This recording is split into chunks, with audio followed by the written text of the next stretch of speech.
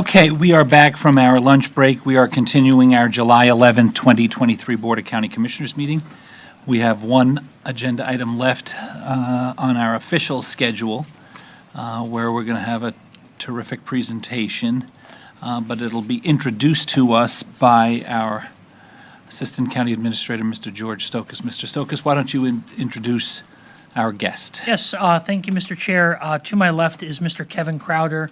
He is, I believe, the owner and founder, and no, you don't have to press the button, you're good. Now he's got to turn it off, of Business Flair, which is the firm that we had selected to conduct numerous studies with the Innovation Hub, as well as the CARES Act, as well as ARPA. And the Innovation Hub presentation you're about to see is the third study that we reserved with that. And with that, I'll hand it off to Mr. Crowder. Right. Thank you, Crowder, George. welcome. Thank you. It's nice to be back here again, this time not on crutches. And as George mentioned, this is a series and a number of things that we've been able to do for the county. Again, my name is Kevin Crowder. I own Business Flair, but the work that you're going to see is the work of a lot of people and a lot of our team, a lot of partners, about 10 or 12 folks on our team that all came together to contribute to this, along with some other folks here that we'll mention in a few moments. As George mentioned, this came out of the recommendations that were part of the Economic Development Action Plan that was done as the pandemic was going on. And as we did that, we had about 5 main areas that we focused on, and the top recommendation that we had was to move forward looking at an innovation district. So in that plan, this was the original thoughts that we had on where an innovation district would be. We had looked at, okay, we do have the asset with the airport and aviation tech. We do have the working waterfront down in Port Salerno. And then we found the vast majority of patents that have been filed from Martin County were there within this area in the Commerce Park there down towards Port Salerno. So it seemed like a pretty good fit. And then as we went in to the next phase, thinking about what are the real boundaries of that, we thought, well, it's a little bigger than that. We want to make sure and grab the part of the airport where a lot of this innovation is going to happen. We want to make sure that we're tapping into and connecting to both health and wellness as well as higher education with Indian River State College, and make sure that we do take advantage of the fact that you do have 2 CRAs, and here you'll see the different jurisdictions that make up part of the hub, because the CRAs play an important role at that local economic development level and really creating a place which is so important for innovation and that kind of economic development to happen. And we will talk about that a little later as well. So you see the City of Stewart is in part of this. You have the Golden Gate CRA, you have the Port Salerno CRA, and then you have unincorporated parts of the county. Through this, we've had leadership not just from the county, but from your partners at the Business Development Board, the Regional Planning Council, the Economic Council of Martin County, and the City of Stewart, who've all been active and fully engaged with us as we've worked with you to come up with these recommendations for the Innovation Hub. And I will say in the original plan, we had called it an Innovation District. We shifted and went to a hub concept instead, because a district just sounds defined. And one of the reasons we had come up with this concept originally in the original plan was we saw innovation happening countywide. It wasn't just in this area, but you see it in Jensen Beach, you see it in the agricultural areas, you see it all over the county. You'll see it out in Newfield. And so we thought, this is the place where we see it maybe more in a better way to define and give it an identity in a way that becomes a hub that can connect to all of this innovation happening throughout the county. Going forward, there's a lot of other partners that would need to be engaged and worked with as you go into the next steps of implementation of the different things that you will see coming up in the following slides. So here's a list. In the plan itself, you see them organized by the different subject areas and project type areas. So we looked at 4 different areas in how we structure the hub: infrastructure, identity and brand, the aesthetics and engagement, how people interact with each other, the innovators and the creators, and then regulations. I'm going to start just here on the regulations and tell you we don't have recommendations. We didn't find a need to make recommendations that have to do with zoning, those land use type recommendations. There may be some regulatory things you may need to address as you get into implementing some of these things, like when we start talking about electric vehicle charging stations and you start talking about air mobility and some of these other things. There may be some regulatory pieces that you'll have to consider, but there's not a rezoning or a land development regulation component to our recommendations. Everything that we've identified that we think, that we recommend that you do, you can do under your current LDRs. And so in the infrastructure side, the first place that we looked at is the need to really have a stormwater master plan and look at whether it's a unified stormwater system, different, more innovative approaches to addressing your stormwater, especially in a way that can encourage the type of innovation and development that can drive the innovation and kind of respond to that, really address the stormwater issues throughout the hub areas. You've done some of this already. You've done some innovative stormwater approaches. You look up at Map Road and things that you've done there. And so this is something that you're fully capable of continuing down that path of innovation. I think what you'll find is as you move forward in approving this and moving forward into implementation, you'll find more of those innovators in this field seeking you out and wanting to help you and engage with you to come up with those solutions for stormwater. The next piece we looked at is the complete streets. And the complete streets is really connected to your public realm. It connects to things we'll talk about later in aesthetics, and the walkability, sort of that multimodal approach to how you connect people to a place and within a place. And so as we look at how this area grows and evolves with innovators, the complete streets becomes really important. Some of those elements, here's an example of sort of the existing conditions along Commerce and how it could look with complete streets. You add parking, you add bioswales, a multi-use path. Almost think of pieces of that multi-use path in your bioswales almost as a linear park that can run up and down Commerce. The good thing about your hub is while you have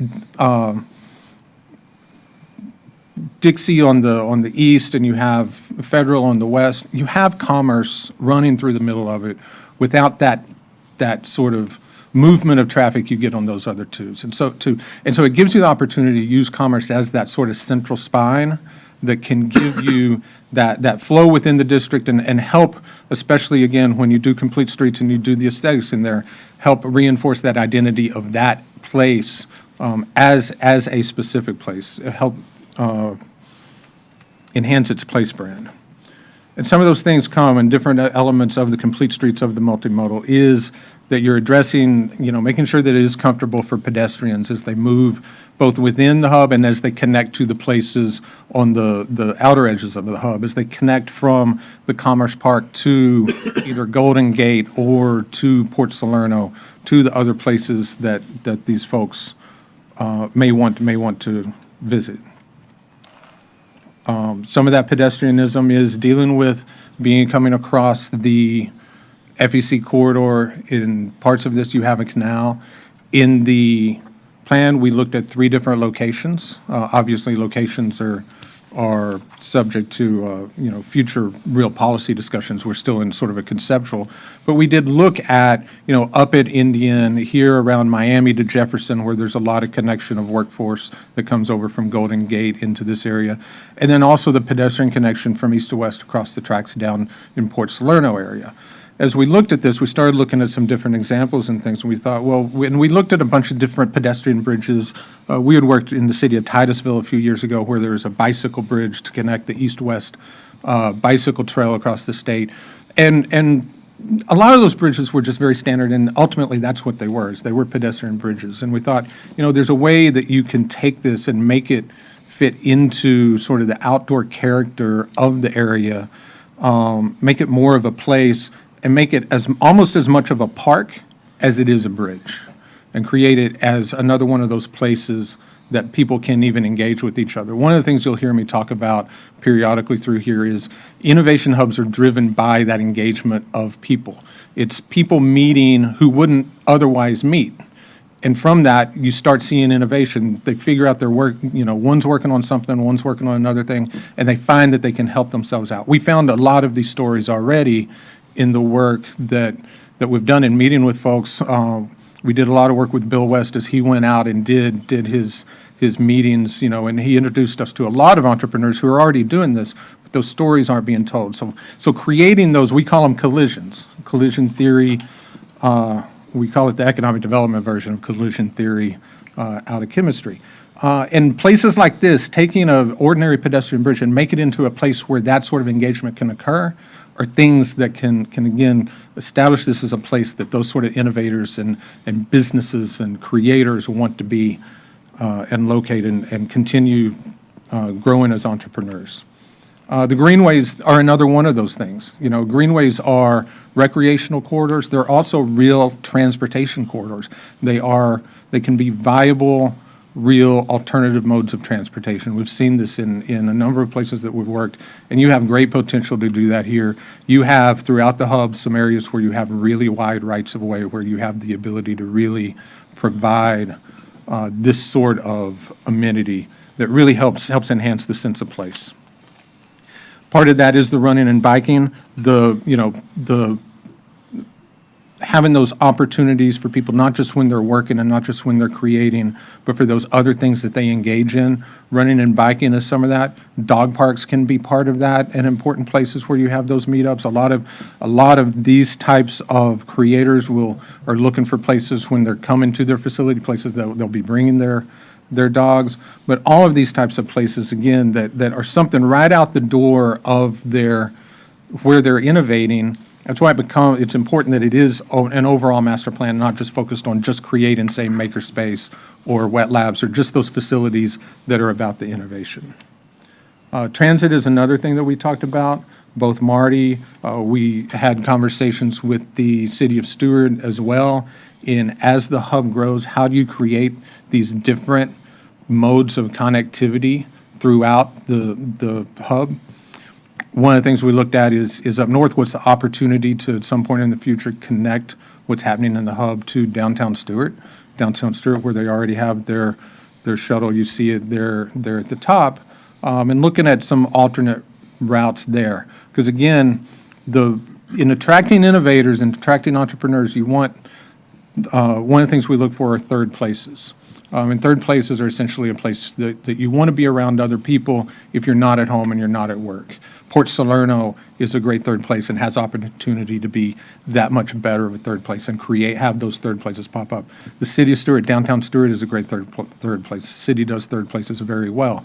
But creating those connections becomes very important, because right now everything's kind of a little disjointed. And so the transit becomes one element of that, but so are EVs and especially e-bikes. We think that electric bikes are a very viable transit alternative for you, especially within the hub and around the hub as it connects to workforce.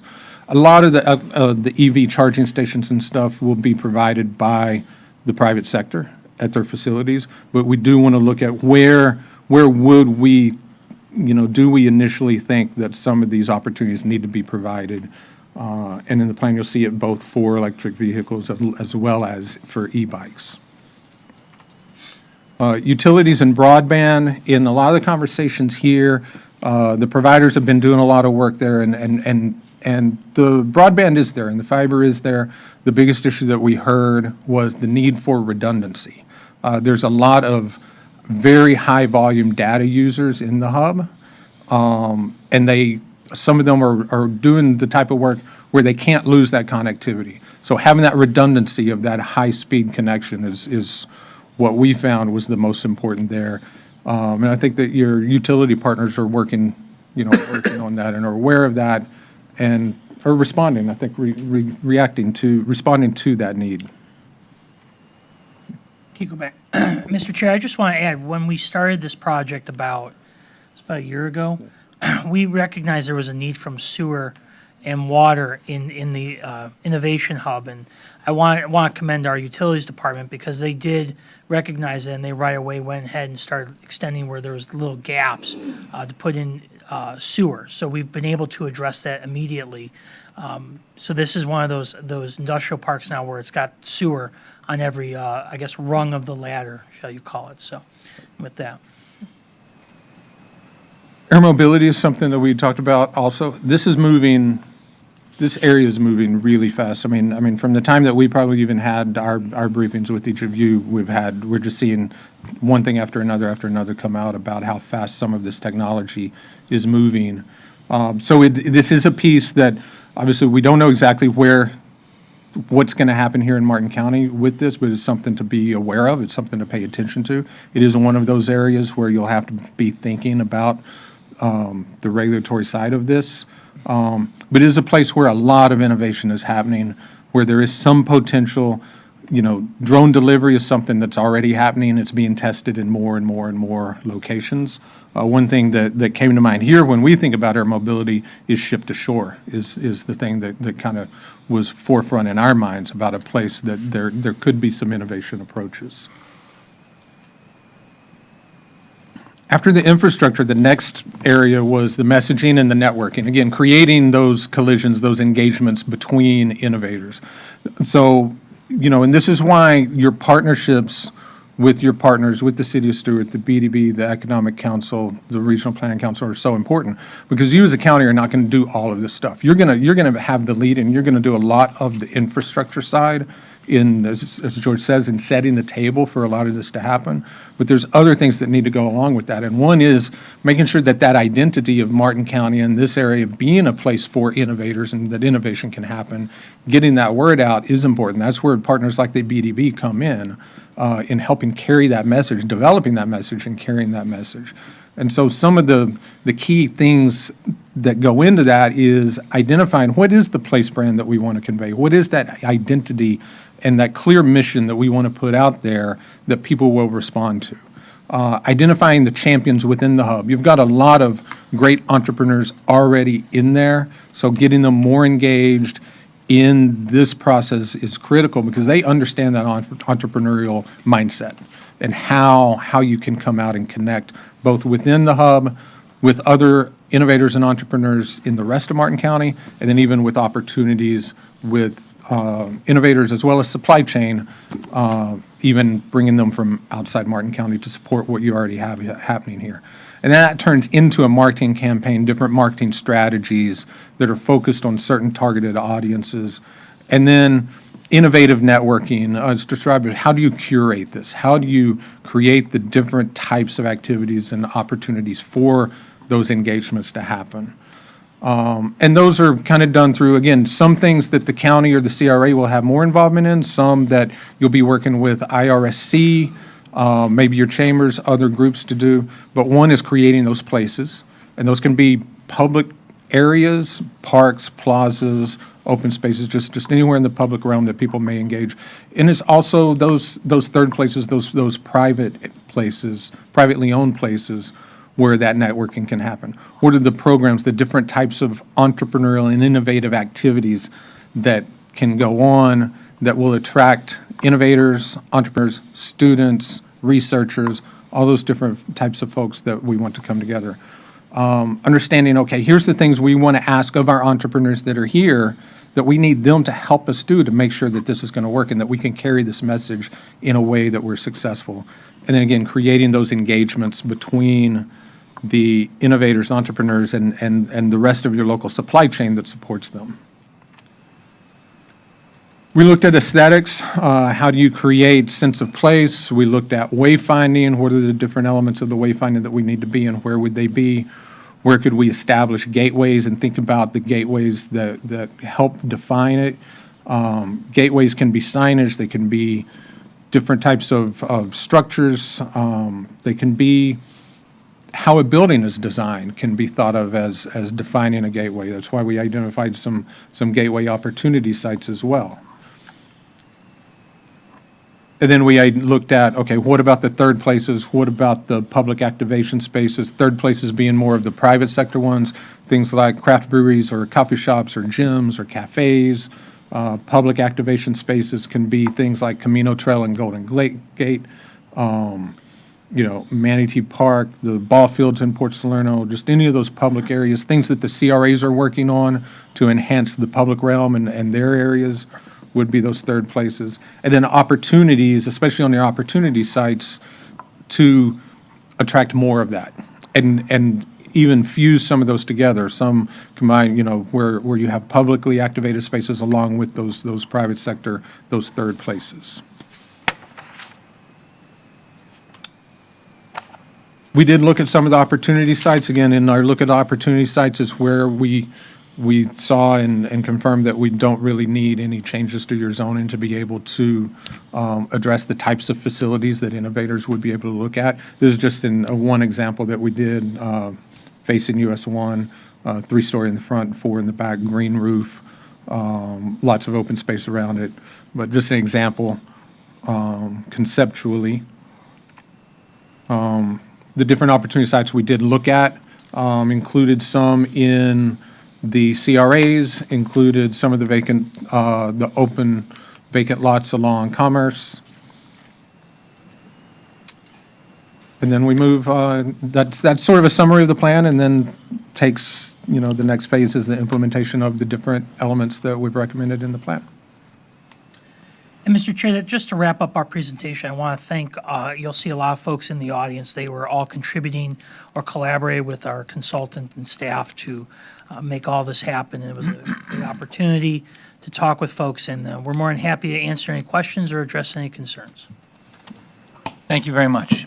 Mr. Crowder, thank you for your presentation, for reaching out to all of us over the last couple of months. I will acknowledge the folks that are here behind you, our sort of A-team, but any questions or comments from my colleagues? Not at this time, so I would acknowledge a couple of folks. First, it's the first time that we've had an opportunity to have him here and to congratulate him in person. The new City of Stuart manager, Mike Mortel. Sir, welcome. We're glad to have you. Oh, round of applause for Mr. Mortel. Did I do that the way you had asked me to? And then also Dr. Terry Graham from IRSC, our new head of the Chastain campus. Those are new, either promoted or new, but we also have the Treasure Coast Regional Planning Council is here, the BDB, the Economic Council, FPL, the Palm City Chamber, the Stuart Martin Chamber, the Hobe Sound Chamber, the House of Hope, Mr. Bill West. You got a shout out, there's a second one. The United Way, the Marine Industries Association. So literally a real conglomerate of all of the different stakeholders. I know you dealt with IRSC. I'm sure you dealt with the school district. So it's an exciting opportunity. I guess my question to you would be, your last slide said implementation.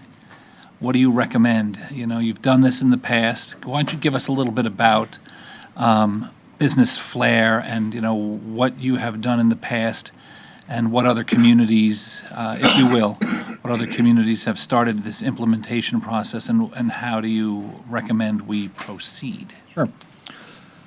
So I think a couple of the examples. So I've been doing this for about 30 years. I did it 17 years with the City of Miami Beach, and a lot of the focus there, that's the first place I would mention, because we had a lot of focus in areas that were not our traditional or foundational industries. Obviously, we wanted to always be working on our foundational industries, tourism and healthcare, but we looked for opportunities to create innovation. It's where I started doing the patent searches, was there, and started finding all of these businesses and entrepreneurs and places that no one had any idea existed in our city, because they're not our traditional businesses that join chambers. They're not businesses that have, parking and sidewalk cafe and all these issues that they're always coming to City Hall about. They're just looking for that place to come in, create, do what they do, and focus on that. And so that sort of formed our approach.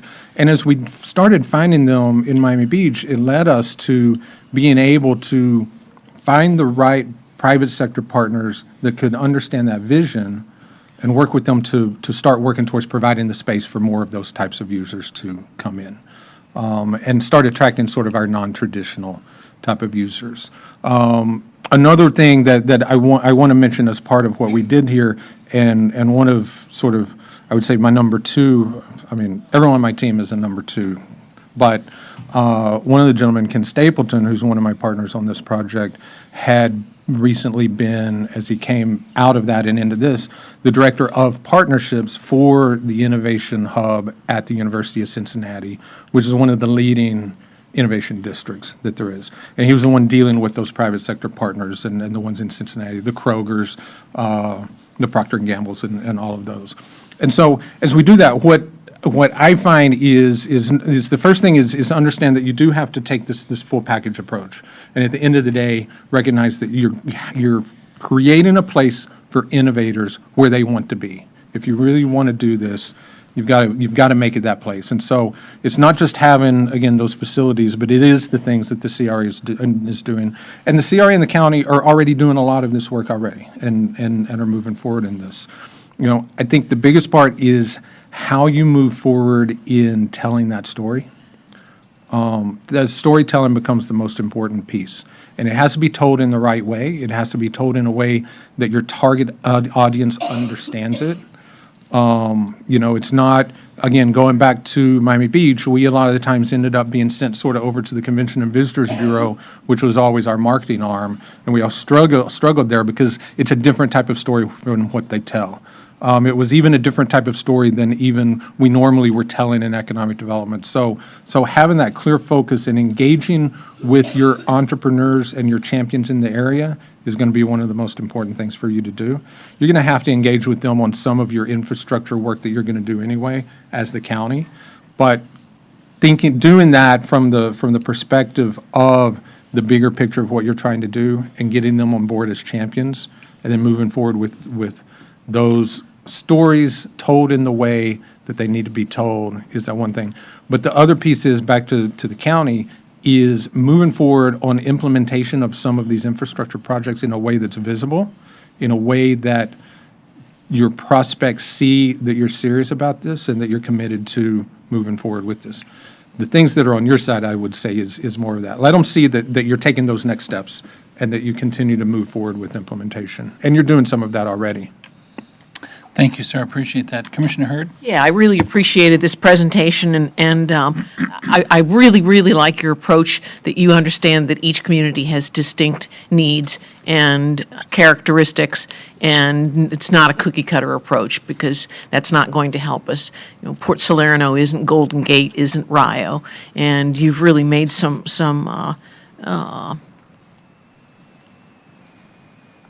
I think correct conclusions about some improvements that need to be made in Port Salerno, which is in my district. I'm really looking forward to, Port Salerno is poised for greatness if we do things right.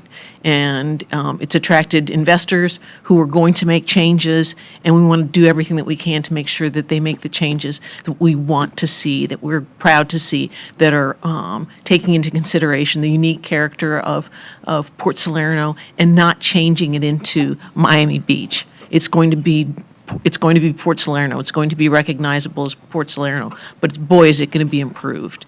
And I love the idea of the pedestrian bridges. I can envision one in Port Salerno crossing over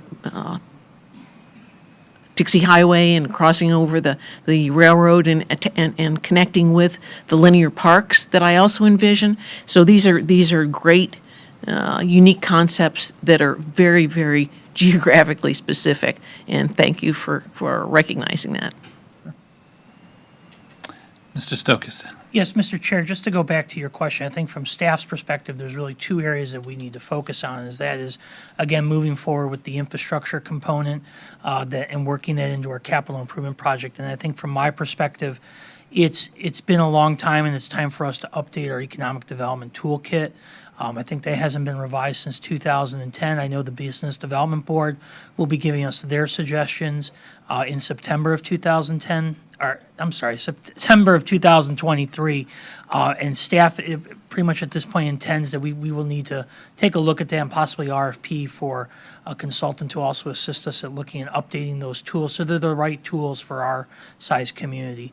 And how do we effectuate in looking at private to private financing and private to private interaction? Thank you. Any members of our public, esteemed public that's here, would like to come forward and opine? Sir, please come forward. When you're done, if you could fill out one of the request to speak forms, but in the meantime, if you could just state your name for the record. Welcome. Corey Crowley. I am the chairman of the Salerno Downtown Authority, a newly established organization to address this specific issue. So a long time ago, Scripps came into town with a lot of government support.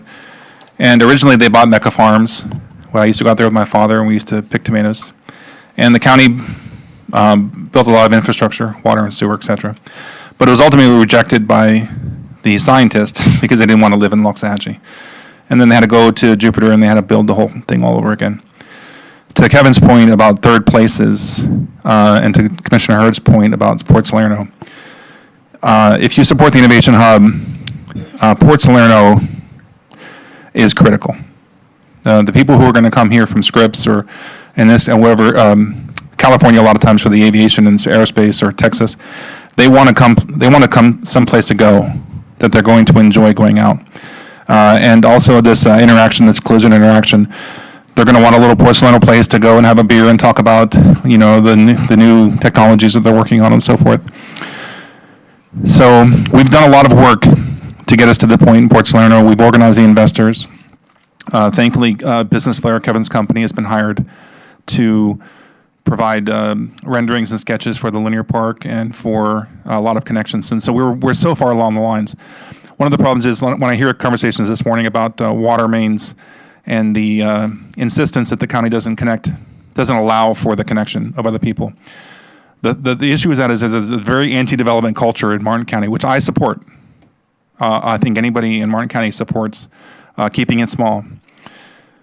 But at the same time, there's that when you ask Commissioner Campy about what can we do, the county is actually the developer in the CRAs, but they haven't necessarily been acting as the developer. They've been working on the code.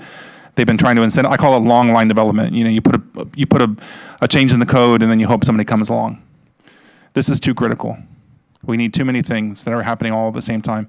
SB 102 is here. I've been fighting personally with property owners not to build apartments. I've been being dragged down the street like a dog on a chain, and I've gotten one person to build half of his apartments. He's going to build 12 instead of 24. And there's a whole series of stories like this in terms of keeping Port Salerno small. We have tons of space, we have tons of opportunity, but we're at this collision point where if we don't act, and I know the government isn't known for acting in a hurry, but if we don't act in a hurry, I'm telling you, this opportunity in Port Salerno will be lost. And if it's lost in Port Salerno, it's lost for the Innovation Hub in general. The ramifications of what we're trying to accomplish in Port Salerno are enormous. And these things are great. The vision plans and the plan's great. But I've had experience in the trenches with the investors and working with growth management. And I'm saying that. Sorry, your 3 minutes. Thank you. That's my comments. Thank you. Thank you. Anyone else?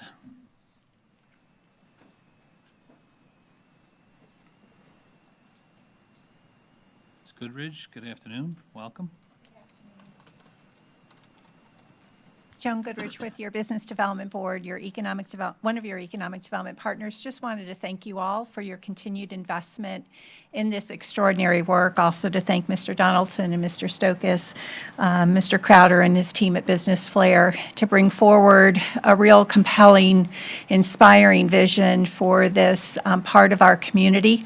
I was just recently with one of our new startup entrepreneurs that located in Palm City, and so as I was sharing with Adam about the idea of the Innovation Hub, he was like, that would be amazing. You know, he comes from the University of Pennsylvania, had done all of his doctoral work in coming up with his new products and services, landed here in South Florida because his wife had connections to our community. He had wondered if there was a startup scene, you know, kind of nearby. So just in declaring this project as the Innovation Hub certainly is turning on some of our startup entrepreneurs that, you know, as Mr. Crowder had said, are quietly working in our community already, but gives that impetus for us to bring it out in a very strong way moving forward. So thank you very much for your support of this continued work. Thank you. Of course, he's not allowed to leave Palm City, but I'm sure there's plenty of other people that can go to the hub. Mr. Ranieri, sir, welcome. Good afternoon. Good afternoon, Commissioners. For the record, Rob Ranieri with House of Hope. So I just want to actually point out, I'm sure you all are thinking about the obvious connections with a lot of the ARPA investments that you all made in agencies like House of Hope and many others for workforce development. I think there's some great connectivity with what we saw here today and opportunities to make some of those grants that you invested in all of us with to come to fruition and do some great things for our local residents as far as career opportunities and really putting them on the path to economic sustainability. The one piece that belongs in this conversation too, as you're looking at the career side of things, the innovation hub side of things, is that housing piece. I think all of these things connect, and I would just urge the county to, when you're looking at it, don't forget all the pieces of the puzzle that will make us successful as a community for everybody that's here. Thank you. Thank you, sir.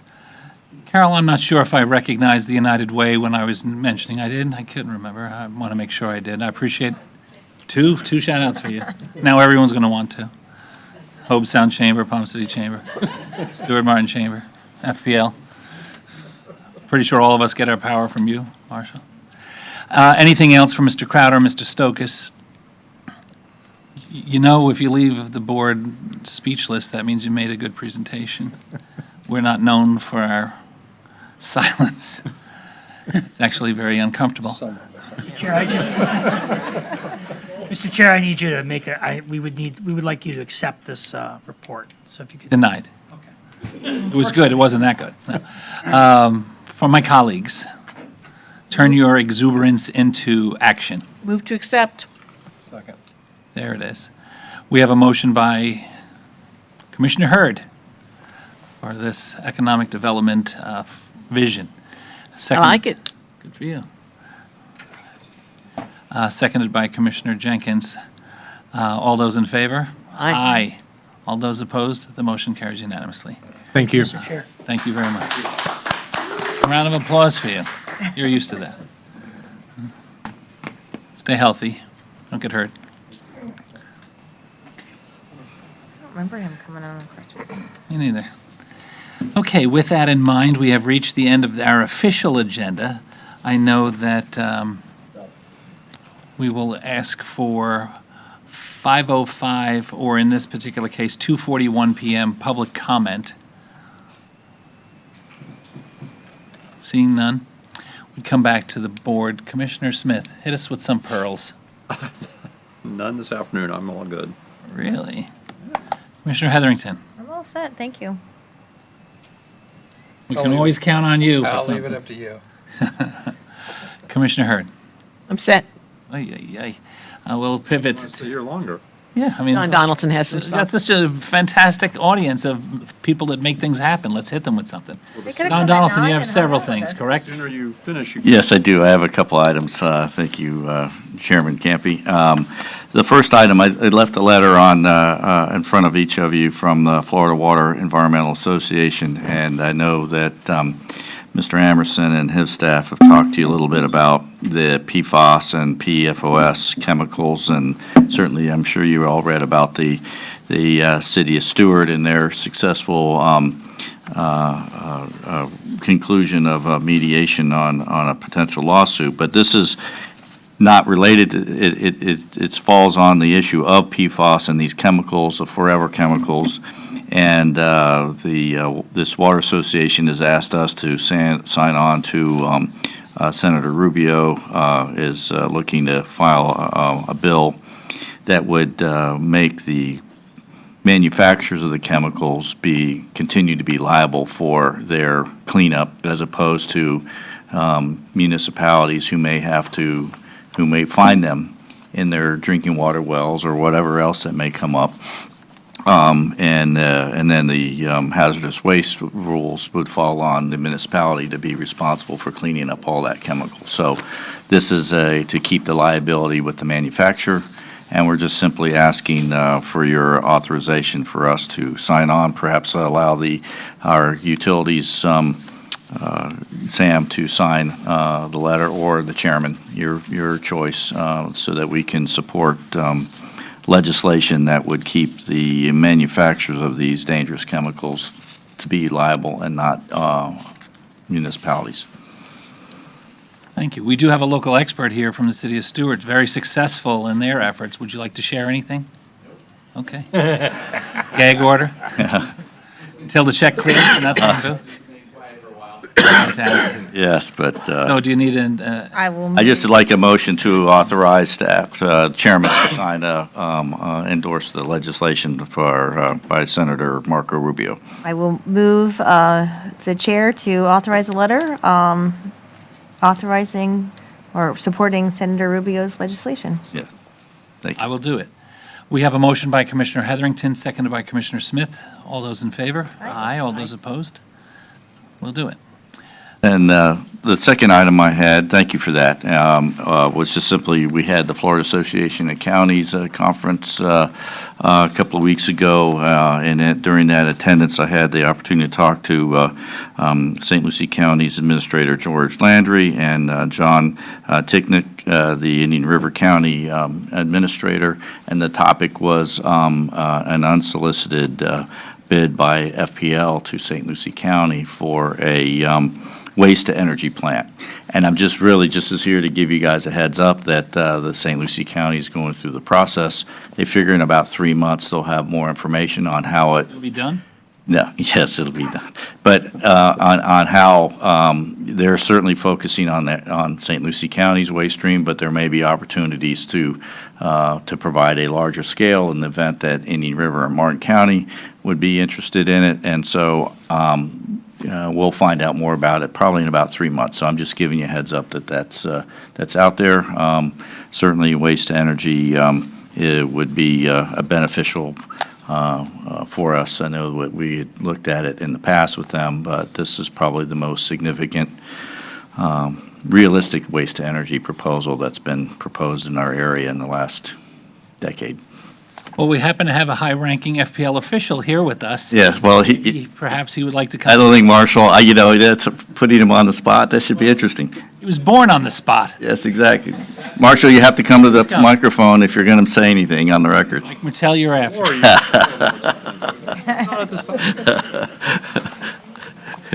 Good afternoon, everybody. Marshall Critchfield with Florida Power and Light.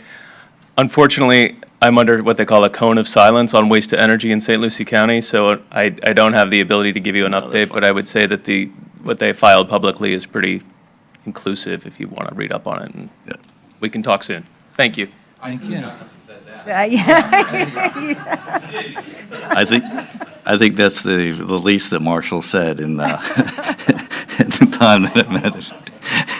He gets paid to give his, to engage the community. He does that well. He does. Commissioner Heatherington wants to opine. What, a totally different subject, or we? Yes, we're done with that. That was just a heads up. Thank you. Oh, but you sparked something in my mind on that Florida Association of Counties conference.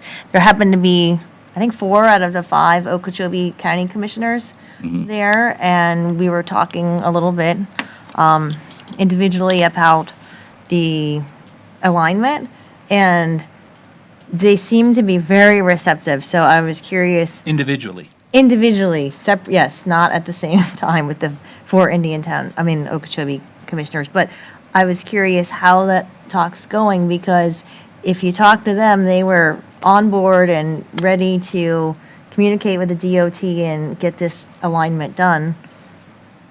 So at this time, I know the conversations with DOT have been positive in terms of some of the PD&Es that have been done in the past so that it could be brought forward faster. But next meeting, I'll give you an update on any potential timelines. I know we got a letter back from DOT recently, but staff's had some conversation with District 4.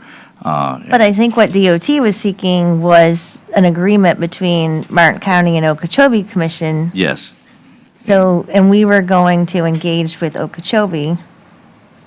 So that is the update I was looking for, because into talks with them, they seemed like they were ready to communicate with DOT and let's get started. I don't have the most recent update for you on that, but I will get back to you. Okay, thanks. Thank you.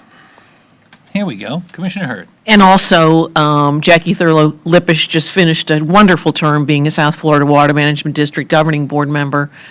She was terrific for the whole district and especially for Martin County, and I would appreciate it if we would send her a letter of thanks. I would agree. She was a strong advocate for us. Disappointing that I know she wanted to continue to serve the community, and through a whole gyration up in Tallahassee, I believe, didn't work out in her favor. I hope whoever gets an opportunity to fill that position would advocate as strongly for us here in Martin County and the Treasure Coast that Ms. Thurlow Lippisch did. I know she was disappointed that she wasn't able to continue. She, in my opinion, did an excellent job, really was passionate about it, and very knowledgeable in her protection of our community. So I agree with you. We should send her a letter thanking her for her efforts on behalf. Mr. Donaldson, this morning, and then I guess last week, there was some conversation about how when we do our conversions from septic to sewer, Mr. Amerson, there was a whole process that I think we go through very carefully. We try to engage as many granting agencies as possible. We've been very successful in getting multi-millions of dollars for those conversions. Our utility department kicks in money.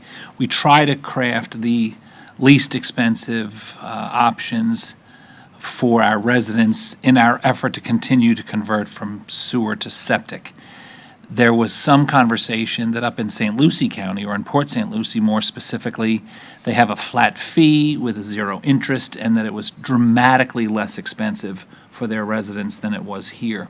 When I asked you that question, you laid out, you had done some research and figured out exactly why that is the case. Can you share it with us, please? To determine exactly why it may not be accurate, but I do know that the city, after I think it was some fires in the 90s, they engaged in a significant installation of water and sewer throughout the city, and they did finance that at a low rate. They still have a significant number of properties, even though the sewer is available in front of them, that still haven't hooked up, and they still have a program to encourage their residents to hook up to the lines that already exist in front, and which they invested in, I guess, 30 years ago, so, or 20-plus years ago. So just in terms of a lot of their infrastructure is now already in place, and they have a program to allow their residents to hook up to it when those septic tanks fail or for new construction. So to clarify, the city multiple decades ago laid out a grid of municipal services in the street pattern that is already in place. Our situation is different because we have to put it all in. It's not there already, correct? That's correct. Okay. Commissioner Smith. Just a tad more detail from what I remember on that. They went out for a 10-year blanket order, I think it was 10 or 15 years, where their contractor or contractors gave prices for 10 or 15 years on installation for all of Port St. Lucie. They were able to get that kind of pricing and that kind of volume from committing to a plan where they were going to do all of the city of Port St. Lucie. And Don's right, following the fires out on Gatlin Boulevard back the early 90s, where 20 homes burned down because there wasn't any fire service out there, really kind of facilitated that conversation to happen. But you also have to remember, too, that was almost 20 years ago relative to costs and whatnot. So they were able to secure, I seem to remember this, maybe Mike remembers from the city side of things, but they were able to secure pricing for like 10 or 15 years as a blanket order because they committed to doing tens of thousands of units versus us going in neighborhood by neighborhood and trying to do a block of a design and dealing with all sorts of different variables that happen when you do a project. And that's not to say that our staff is not still diligently working behind the scenes to lower those costs. And I think, I'm hopeful that we'll have some positive news at the next agenda item when this appears again. With that, Ms. Woods. Anything else for the good of the group? Our next commission meeting is Monday, July 17th at 9 a.m., where we will begin our budget workshop, hopefully begin and finalize and complete our budget workshop. Monday, July 17th. And with that, we will end our meeting, and we'll see you on Monday. Thank you very much.